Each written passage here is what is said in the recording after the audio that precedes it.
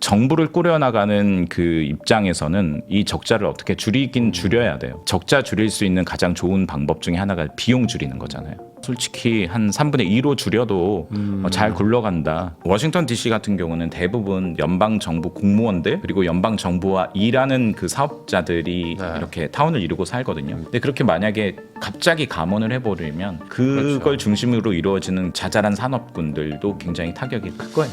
한국 언론도 나왔지만 한국계 불법 이민자들도 뭐 단속하고 있다고 그러잖아요. 저도 2주 전에 워싱턴 DC를 다시 갔다 왔거든요. 그런 분위기들이 분명히 있더라고요. 불법 이민자들 좀 긴장하는 그런.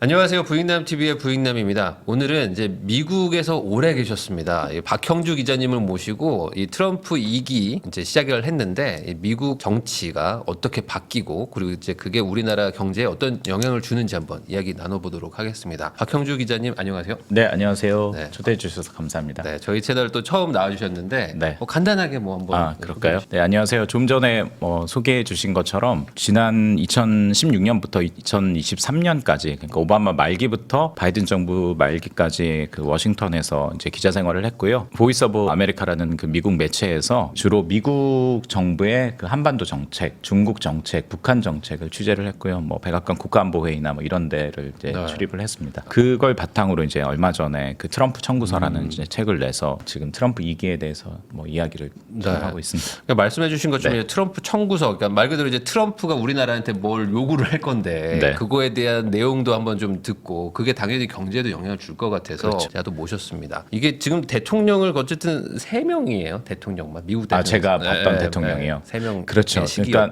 제가 그 근무했던 회사가 미국 연방 정부 산하의 방송사이기 때문에 연방 정부 건물을 썼거든요. 근데 이제 연방 정부에 들어가면은 우리가 미드나 영화에서 보면 알겠지만 그 초입에 그 대통령과 부통령 사진이 있어요. 제가 처음에 딱 들어갔을 때는 이제 오바마 대통령 그리고 바이든 부통령 그 당시에는 그 사진이 있었다가 그때 이제 처음으로 미국 대통령 선거를 가까이서 봤었죠. 그러니까 당연히 저도 그랬고 미국 언론도 저기에 처음으로 여자 대통령 얼굴이 걸리겠구나. 힐러리 클린턴. 근데 이제 선거 결과는 우리가 아는 것처럼 그 트럼프 대통령이 이제 당선이 됐고 사진이 한번 바뀌었고 그 다음에 또 이제 사실 미국 대통령은 재선하는 게 그렇게 어렵지는 않잖아요. 그런데 이제 중간에 코로나가 한번 닥치면서 트럼프는 뭐 부정선거 얘기를 하고 있습니다만 바이든이 이제 승리를 했고 이제 바이든 얼굴로 바뀌었죠. 이제 제가 최근에 이제 그 동료들한테 물어봤는데 아직 그 트럼프 얼굴로 바뀌진 않았다고 하더라고요. 미국 연방 정부가 일하는 게 굉장히 느립니다. 그래서 아니 옆에 있는 거 하나 다시 또 걸면 되는 건가? 근데 그게 그렇게 오래 걸리는 것 같아요. 그래요? 네.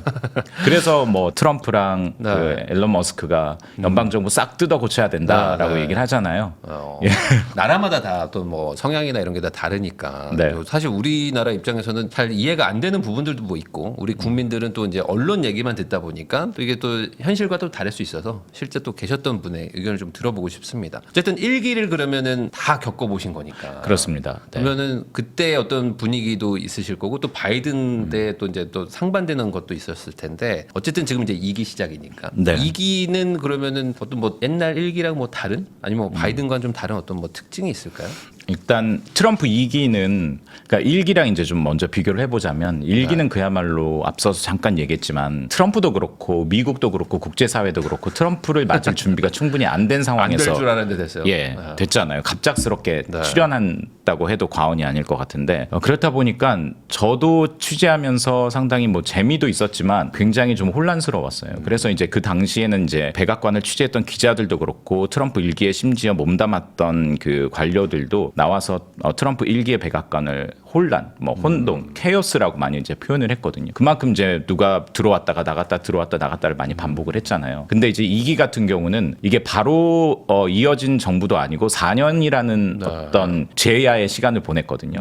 그동안에 트럼프 열심히 2기를 준비를 한 것 같아요. 지금 이제 여러 가지 하는 것들을 보니까. 그러니까 2기는 1기보다는 틀림없이 준비된 그런 상황에서 국정을 시작을 했고 또 그런 것들이 어디에서 보여주냐면 인사 문제에서 보여져요. 그러니까 제가 1기 때 그 백악관 국가안보회의에서 이제 비서실장을 했던 프레드 플레이츠라는 인물을 2023년 8월에 그러니까 한참 대선 그 국면에 이제 인터뷰를 했었는데 제가 물어봤던 질문이 2기 때는 뭐가 가장 다를 것이냐라고 물어봤는데 뭐 한치의 망설임도 없이 인사다, 사람이다.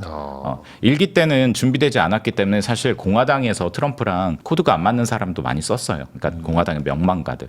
그래서 중간에 의견이 안 맞아서 뭐 잘리기도 하고 나가기도 하고 그랬잖아요. 근데 2기 때는 그야말로 트럼프와 코드를 맞춘 인사들로 뿌릴 것이다라고 얘기했고 뭐 그것뿐만 아니라 사실 트럼프가 이제 그동안에 미국 공화당 진영에 그리고 미국 정치권의 주류가 되었기 때문에 주변의 인물들도 적지 않거든요.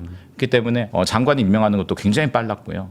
그런 부분들이 상당히 1기랑 많이 다를 거고요. 또 이제 다만 1기는 여러 가지 대내 정책도 그렇고 대외 정책도 그렇고 2기를 염두에 두면서 했다면 이 2기는 그야말로 시간이 없잖아요. 4년밖에 없고 그렇죠. 또 4년이 진짜 4년이 아니거든요. 2년 후에 중간 선거를 승리를 해야지만 국정 운영을 계속 드라이브를 갖고 할 수 있고 또 트럼프의 그 아젠다를 이어받을 또 공화당 후보가 이제 대통령이 당선될 수 있는 발판을 마련할 수 있기 때문에 사실 트럼프 2기 정부는 지금 2년이다라고 생각하고 굉장히 빠르게 움직이고 있잖아요. 그것도 뭐 그것 때문이 아닐까 싶습니다. 그러면은 아까 말씀하셨던 어떤 코드가 맞는 인사들을 좀 제야해서 준비를 했다 이런 얘기를 해주셨는데 그러면 기본적인 트럼프의 코드가 뭐냐 이것도 좀 궁금하긴 하거든요. 그러니까 너무 많이 이제 들어서 우리 국민들도 잘 아는 게 그 마가. 미국을 다시 위대하게 이거잖아요. 그러니까 미국 우선주의. 이 부분을 좀 얘기를 해드리고 싶어요. 그러니까 그 1기 때 그 힐러리 클린턴을 이기고 트럼프가 대통령이 됐을 때는 그때 전체 투표 미국에서는 이걸 퍼퓰러 보트라 그러는데 전체 투표에서는 힐러리가 우세했잖아요. 그러니까 우리나라 기준으로는 그렇죠. 힐러리가 당선인데. 예, 힐러리가 당선인데 근데 거기는 이제 선거인단을 모아서 간접 투표를 하기 때문에 그래서 이제 트럼프가 당선이 된 건데 2기 때는 그 퍼퓰러 보트에서도 거의 49.9% 그러니까 절반의 지지를 받았어요. 그 말은 무슨 말이냐면 트럼프가 외쳤던 그 마가에 대해서 1기 때보다 2기에 공감하는 유권자들이 그만큼 많이 늘어났다라는 얘기거든요. 근데 이제 마가는 뭐냐라고 하면 크게 세 가지 정도라고 얘기할 수 있을 것 같은데 첫 번째는 이민자 문제, 불법 이민자 문제. 국경 우리가 잘 막아가지고 불법 이민자들 못 들어오게 하겠다라는 것이고요. 두 번째는 그 미국의 제조업들이 많이 망가졌잖아요. 러스트 벨트나 이런 지역에 중국에 나가 있는 해외에 나가 있는 공장들 다 데리고 와서 미국의 제조업을 살리겠다라는 거고 세 번째는 불필요한 군사 원정이나 개입들 줄이겠다. 예전에는 미국이 세계 경찰 역할을 했다면 이젠 더 이상 하지 않겠다. 이게 이제 마가의 3대 축이라고 볼 수 있거든요. 한마디로 얘기하면 결국 미국 우선주의, 경제든 통상이든 국방이든 미국 국민을 위해서 정책을 펴겠다. 결국은 이제 미국 유권자들을 위해서 예, 하겠다라는 그런 얘기라고 보면 될 것 같습니다. 그러면 첫 번째 말씀해 주셨던 이민자 문제가 예전보다 어쨌든 국민적인 공감대를 받았다 이렇게 봐야 될 거잖아요. 그렇죠. 네. 그러면 이민자 문제가 1기와 2기 사이에 그 지금 바이든 때 뭐가 뭐 좀 많이 바뀌었나요? 그러니까 그 트럼프 정부 사람들은 그렇게 얘기를 하거든요. 1기 때는 트럼프가 국경 멕시코 사이에 국경 장벽도 세우겠다고 했고 불법 이민자 단속도 많이 하고 그랬거든요. 바이든 정부 때는 그게 굉장히 느슨했다라고 트럼프 정부에서는 비판을 하고 있고요. 또 실질적으로도 미국 여러 기관에서 낸 통계도 보면 사실 바이든 정부 때 불법 이민자들 멕시코나 이런 데에서 심지어는 캐나다에서도 들어오는 이민자들이 굉장히 늘어나기는 했어요. 그래서 미국의 뭐랄까요 트럼프 지지층들 중산층 말고 노동자 계급들 있잖아요. 그런 사람들은 어떤 생각을 하고 있냐면 불법 이민자들 때문에 우리가 일자리를 뺏긴 거는 물론이고 불법 이민자들 때문에 우리의 세금까지 나가고 있다라는 그런 불만들이 있거든요. 그러니까 결국 이제 불법 이민 정책을 강력하게 하겠다라는 말은 결국은 약간 노동자 계층의 표심을 좀 붙들어 놓겠다라는 그 의도도 있는 것 같고요. 실질적으로 지금 뭐 행정명령을 통해서 그렇게 하고 있고 한국 언론도 나왔지만 한국계 불법 이민자들도 뭐 단속하고 있다고 그러잖아요. 저도 2주 전에 워싱턴 DC를 다시 갔다 왔거든요. 그런 분위기들이 분명히 있더라고요. 불법 이민자들 좀 긴장하는 그런. 그러면 지금 2년짜리 임기다라고 생각하고 지금 움직인다고 했는데 그러면 이게 상당히 빨리 진행이 되겠네요. 어떤 이민자 추방이라든지. 그게 사실 뭐 어디까지 막 나가려고 할지는 모르겠는데 일단은 그 첫 임기 그리고 뭐 100일, 200일에 강력하게 좀 네. 보여주고 싶어하는 게 있잖아요. 그러니까 그렇기 때문에 뭐 불법 이민자 문제라든가 관세 문제라든가 트럼프 미국 우선주의의 대표적인 대표격이라고 할 수 있는 그런 대외 정책들, 국내 정책들을 지금 이제 하나둘씩 하고 있기는 하더라고요. 그러니까 뭐 그 중에 하나가 앞서 잠깐 얘기했던 것처럼 그 연방 정부 개혁. 이건 일론 머스크가 뭐 도지의 수장으로서 지금 여러 가지 잡음을 일으키면서 하고 있잖아요. 그러니까 이런 것들을 지금 초반에 굉장히 많이 보여주고 있는 그런 상황인 것 같습니다. 그럼 방금 말씀하셨던 이제 연방 정부를 좀 개혁해가지고 좀 지금 뭐 예산이 너무 많이 지금 뭐 불필요하게 쓰이니까 이거 효율화하겠다고 하는데 네. 실제로도 좀 뭐 그런 게 좀 경향이 있는 건지 아니면은 이거는 좀 어찌 보면은 뭐 약간 뭐 구호라고 봐야 되는 건지. 왜냐면 또 어떤 분들은 아니 이거 예산 줄일 데가 별로 없다. 뭐 복지랑 뭐 이런 거 다 나가고 나면 실제로만 10몇 %밖에 줄일 데가 없는데 어떻게 그걸 줄이냐 뭐 이런 얘기 하시는 분도 있더라고요. 그러니까 이제 숫자로 볼 수 있는 부분이 있고 숫자로 안 잡히는 부분이 있을 텐데요. 이제 숫자로 보이는 부분을 좀 얘기를 하자면 사실 연방 정부의 적자가 굉장히 심각하긴 합니다. 그러니까 미국 정부가 연방 정부가 갚아야 하는 그 빚만 하더라도 이게 미국 국방비보다 더 우리가 미국 국방비 뭐 천조국이라고 하잖아요. 그것보다 늘어나기 때문에 사실 정부를 꾸려나가는 그 입장에서는 이 적자를 어떻게 줄이긴 줄여야 돼요. 근데 솔직히 적자 줄일 수 있는 가장 좋은 방법 중에 하나가 비용 줄이는 거잖아요. 그렇죠. 예, 비용 줄인. 근데 연방 정부의 비용 중에 상당수는 인건비가 굉장히 많습니다. 그렇기 때문에 이제 일론 머스크도 하겠다라는 게 그 비용을 줄이는데 그걸 뭐 감원이라든가 이런 걸 통해서 하겠다라고 지금 하고 일부 계획도 이제 발표를 했잖아요. 그렇기 때문에 숫자적으로 보자면 연방 정부의 계속 적자 운영되는 것을 손봐야 되는 거는 사실 맞다고 생각해요. 그렇죠. 뭐 적자를 꾸준히 뭐 영원히 유지할 수는 없으니까. 그렇죠. 근데 이제 때로는 감당해야 되는 적자들도 있잖아요. 그러니까 이게 그 정부라는 게 돈을 버는 것이 아니라 공적 기능을 감당하는 곳이기 때문에 그래서 그런 차원에서 보자면 비판의 목소리도 있을 것 같긴 한데 제가 이거는 심각하게 얘기하지 않고 그냥 우스갯소리로 좀 얘기를 하나 들려드릴게요. 코비드 때 연방정부 공무원들이 그러니까 미국도 그렇고 다 거의 셧다운하고 비대면으로 하고 그랬잖아요. 그런데 직원들이 그러니까 사무실에 잘 안 나오고 막 이렇잖아요. 근데 더 일이 더 잘 됐다. 더 잘 됐다. 네, 그런 얘기도 있고 직원들을 동네 골프장에서 업무 시간에 다 만나고 그랬다라는 그런 우스갯소리도 있거든요. 그러니까 트럼프나 머스크 이렇게 연방정부 개혁해야 된다라고 이야기하는 사람들은 그런 얘기하는 것 같아요. 솔직히 한 3분의 2로 줄여도 잘 굴러간다라는 그런 생각들 가지고 있는 것 같습니다. 항상 뭐 공무원을 보는 분들 입장에서는 뭐 다들 그런 얘기를 하니까 너무 비효율이다 뭐 이런 얘기 하는데 또 반대로 얘기하면 또 그렇게 그걸 막 효율화를 하기 시작하면 또 부작용도 분명히 있을 텐데. 그렇죠. 뭐 행정의 안정성 문제도 생길 수도 있고. 그러니까요. 워싱턴 DC 같은 경우는 대부분 연방 정부 공무원들 그리고 연방 정부와 일하는 그 사업자들이 이렇게 타운을 이루고 살거든요. 근데 그렇게 만약에 갑자기 감원을 해버리면 그걸 중심으로 이루어지는 그 자잘한 산업군들도 굉장히 타격이 클 거예요. 야, 그럼 그 DC 쪽 분위기 안 좋겠네요. 좋지는 않더라고요. 다들 뭐 지금 뭐 약간 피켓 시위하고 막 이런 데들도 막 있더라고 보니까. 그리고 이제 특히 그 재택근무가 상당히 저도 재택근무를 했었거든요. 예, 좋은 점이 많이 있습니다. 예, 그 일하는 사람 노동자 입장에서는 근데 그거를 이제 안 하겠다고 하니까 당장 뭐 맞벌이 하시는 분들은 우리 아이는 그럼 어떻게 해야 되지? 사실 그렇게 간단한 문제는 아닌 것 같아요. 근데 어쨌든 이것도 지금 국민적인 지지를 그럼 좀 받긴 받는 건가요? 명목은 있는 거죠, 분명히. 앞서서 얘기했던 것처럼 어떤 예산이 방만하게 운영되고 있다라는 것은 국내에서도 그런 비판의 목소리는 있고 또 정도의 차이는 있습니다만 민주당도 사실 그런 것들을 항상 고민을 하기는 하거든요. 그 만성적인 그 정부 적자, 재정 적자 어떻게 해결해야 되는. 그러면 지금 또 하나가 이제 제조업 얘기도 좀 있었는데 이 제조업은 말 그대로 이제 미국 우선주의이기 때문에 우리나라 안에서 하면 뭐 이제 뭐 관세 같은 거 안 매기지만 밖에서 만들어 오면 하여간 뭐 관세를 엄청 때리겠다, 뭐 못하게 하겠다 막 이런 거잖아요. 이것도 지금 강력하게 드라이브를 거는 정책 중에 하나인 거죠. 네, 그렇죠. 사실 제가 경제 전문 기자는 아니라서 이걸 뭐 깊이 있는 분석을 뭐 공유해드리기는 어렵습니다만 트럼프가 그런 얘기 많이 했잖아요.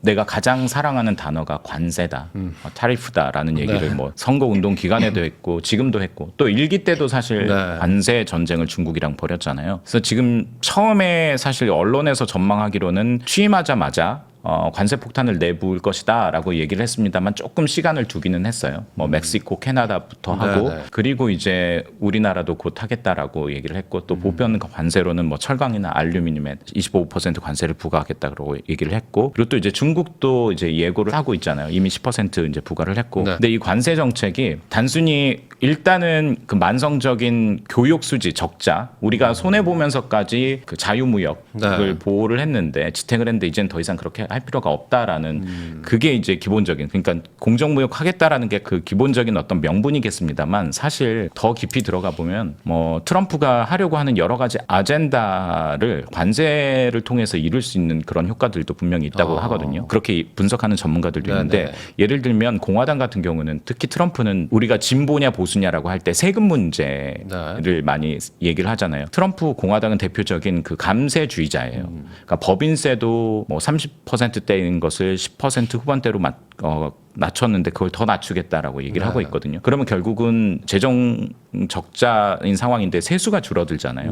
근데 그 세수가 어디서 와야 되는 그런 상황이잖아요. 그러니까 트럼프는 우리 국민들한테 안 걷고 우리에게 뺏어 먹었던 그 다른 나라에게 걷겠다라는 그런 명분도 있고요. 그리고 또 이제 그 관세를 계속 부과하면 물가가 오를 거라는 그런 우려도 있지만 사실 수치로 보면 그게 이제 환율과 연동이 되기 때문에 환율이 고환율이냐 저환율이냐에 따라서 단순히 관세가 부과된다고 해서 물가가 오른 건 아니라는 전문가들도 있고요.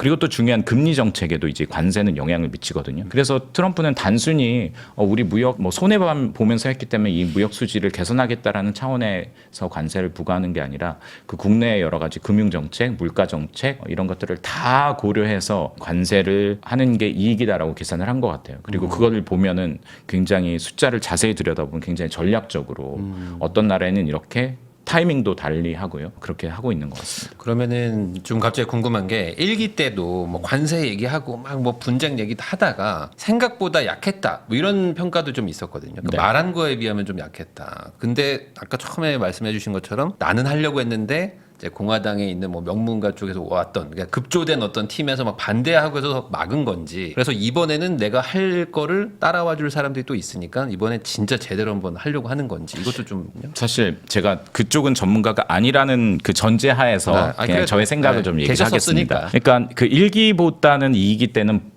전반적으로 준비가 되어 있고 그리고 트럼프가 하려고 하는 아젠다를 충실하게 떠받칠 수 있는 사람들이 있어요. 지금 실질적으로 뭐 우리가 경제 분야의 빅3라고 할 수 있는 재무장관, 상무장관, 무역대표 다 트럼프의 관세 정책이나 감세 정책, 금리 정책에 기조를 같이 하는 그런 인물들이거든요. 그리고 또 이제 상원도 그렇고 하원도 그렇고 공화당이 지금 장악을 하고 있는 그런 상황이잖아요. 그러니까 1기 때보다 훨씬 더 안정적인 그립감을 가지고 하는 건 맞거든요. 그렇지만 이게 정책을 하다 보면 무슨 정책이든 저항이 있잖아요. 국내적인 저항도 분명히 있을 거예요. 예를 든다면 이제 관세 같은 경우는 예를 들어 캐나다 같은 경우가 이번에 그랬던데 캐나다가 보복 관세를 하겠다라고 해서 몇 가지 항목들 뭐 오렌지 주스라든가 피넛버터라든가 몇 가지 꼭꼭 집었던 부분이 있거든요. 그걸 자세히 보면 공화당 상원의원 지역구의 특산품들이에요. 그러니까 그렇다 보면은 미국은 사실 대통령이 하자고 다 따라오는 게 아니라 각 주의 어떤 목소리도 중요하잖아요. 그렇기 때문에 그 반발도 있을 것이고 어떤 이익단체들의 어떤 반발도 있으면 정책이 가다 보면 조금 수렴되는 그런 부분들은 분명히 있을 거예요. 조정되거나. 그거는 뭐 다른 나라 상대 국가도 역시 마찬가지고. 그렇지만은 1기 때보다는 상당히 저는 개인적으로는 지금 관세도 그렇고 뭐 여러 가지 하겠다고 하는 것들 동력들이 오래 가지 않을까 저는 생각을 하고 있습니다. 그러니까 이게 한국에서 뭐 어떤 뭐 일반적으로 생각하는 거는 막 트럼프가 약간 미치광이 좀 막 저런다라고 생각하는 분들도 많거든요. 근데 그게 아니라 나름 전략을 가지고 당연히 그런 타격을 받을 걸 예상하고 지금 대응하는 걸로 보인다. 당연히 그렇죠. 그러니까 미국이라는 나라를 운영하는데 그냥 트럼프가 생각나는 대로 하는 건 아닐 거고요. 근데 이런 것 같습니다. 그러니까 미국 그러니까 공화당 그리고 트럼프 진영의 큰 그림은 있는 것 같아요. 그 전략들. 그게 엉성하거나 벙벙한 것도 아니고 그들 입장에선 상당히 꼼꼼하고 그런 전략들이 분명히 있는 것 같은데 트럼프는 그 자기의 돌출적인 행동이나 돌출적인 발언이나 이런 것들이 그 전략을 수행하는 데 도움이 된다고 생각을 하는 것 같습니다. 그 전략의 플레이어로서 중요한 역할을 한다라고 생각을 하는 것 같아요. 그래서 세게 이야기하는 것도 협상의 상대방을 위협한다거나 협박한다거나 한다거나. 근데 이제 그 트럼프가 생각했던 큰 전략이 있고 거기에 따른 나의 어떤 작전들을 이제 구사를 하는 것 같은데 그 작전이 항상 이제 통하지 않을 때도 있죠. 예, 그냥 약간 그 헛발질 할 때도 있고. 그렇기 때문에 트럼프 일기의 어떤 관리는 트럼프 말보다는 행동을 봐야 된다. 결국에 미국이 그렇게 뭐 이제는 이제 트럼프 2기가 시작이 됐다고 해서 뭐 우리한테는 사실 우리나라랑 어떤 영향을 주냐 뭐 이게 가장 중요할 텐데 트럼프 2기를 맞아가지고 한국 입장에서는 이게 좀 기회라고 봐야 되나 아니면 뭐 위기라고 봐야 되나 어떻게 봐야 저 될까요? 그 질문을 참 많이 받았는데 저는 일단 위기라고 얘기를 하고 싶어요. 위기요? 예. 네. 왜냐하면 트럼프가 동맹이든 뭐 우방국이든 적국이든 지금 보면 관세도 그렇고 여러 가지 뭐 방위비 분담금도 그렇고 많이 내놔라라는 그런 얘기 줄기차게 하고 있잖아요. 미국이 그동안에 바보같이 손해보고 있다. 그래서 그 덕분에 너네들 잘 살게 된 것 아니냐 이런 얘기 계속 하고 있잖아요. 그렇기 때문에 그 청구서를 그 보내올 거거든요. 근데 그 말은 청구서를 받으면 어떤 부분은 우리가 미국이랑 이제 협상을 해야 되잖아요. 그 테이블에서. 근데 사실 우리나라가 국방력으로도 그렇고 경제적으로도 그렇고 모든 분야에서 미국에 비하면 레버리지가 없는 건 사실이에요. 약한 게. 그러니까 협상장에서 만나는데 상대방이 엄청나게 큰 레버리지를 가지고 온다. 그리고 그 레버리지를 마치 다 활용할 것처럼 지금 이야기하고 있다. 그러면 사실 위기죠. 그렇죠. 불안하죠. 근데 이제 다만 이거를 기회로 만들 것이냐 이거는 정말 우리가 위기냐 기회냐라고 단정적으로 얘기하기보다는 위기는 위기예요, 현상은. 근데 이 위기에서 어느 정도 우리가 방어해 놓고 그리고 어느 정도 우리의 우선순위들을 좀 챙겨볼 수 있을 것이냐. 그리고 그것들이 잘 작동이 된다면 이제 결과론적으로 이제 기회를 만들 수 있는 거지. 이 트럼프라는 자체가 저는 기회다라고 생각하면은 조금 그거는 좀 나이브한 생각인 것 같아요. 아무래도 옛날보다 조금 더 빡빡하게 뭔가를 다 요구도 하고 뭔가 좀 뭐 삐걱삐걱 할 수 있는 부분이 많다라는 거죠.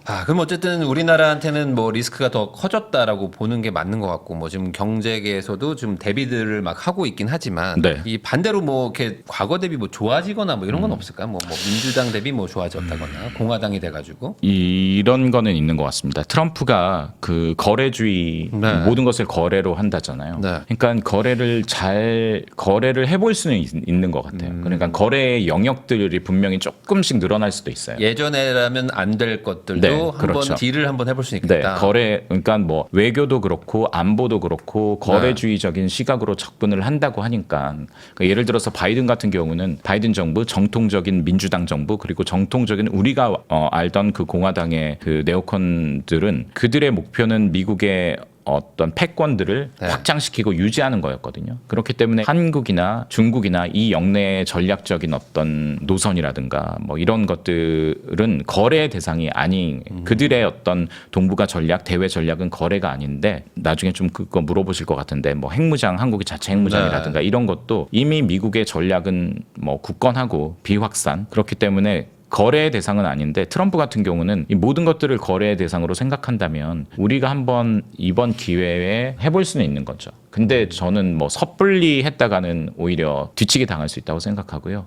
좀 면밀히 정말 따져봐서 이건 우리가 트럼프가 원하는 거 받고 이거는 우리가 좀 내밀어 보자라고 할 수 있는 여지들과 가능성은 틀림없이 생기긴 할 것 같습니다. 제가 기억이 정확한지는 모르겠지만 1기 때 아마 미사일 협약 뭐 이런 거 좀 미사일 사거리 지침 사거리도 막 늘리고 그 타결이 된 건 이제 트럼프 정부 때는 아니고요. 문재인 정부하고 바이든 정부 때 사실 그런 것들이 하나의 성공 사례라고 볼 수 있죠. 그러니까 미사일 사거리 제한이 있었거든요. 탄두의 중량도 제한이 있었고 물론 그거는 미국의 대중국 견제 전략에 도움이 된다라고 이제 미국 정부가 판단을 했기 때문에 한국의 그런 제한들을 이제 풀어줬을 텐데 우리도 여러 가지 어떤 한국의 아젠다, 안보도 그렇고 외교나 뭐 통상의 아젠다들이 이건 뭐 우리뿐만 아니라 미국 당신들에게도 이익이야라고 설득할 수 있다면 그 미사일 사거리 지침을 해제하는 것처럼 뭐 해볼 수도 있죠. 그런 차원에서 일각에서 얘기하는 건 그 한국은 지금 평화적인 원자력 사용밖에 안 되잖아요. 그 원자력 사용을 한미 원자력 지침이라는 걸로 이렇게 그 묶어놨거든요. 그게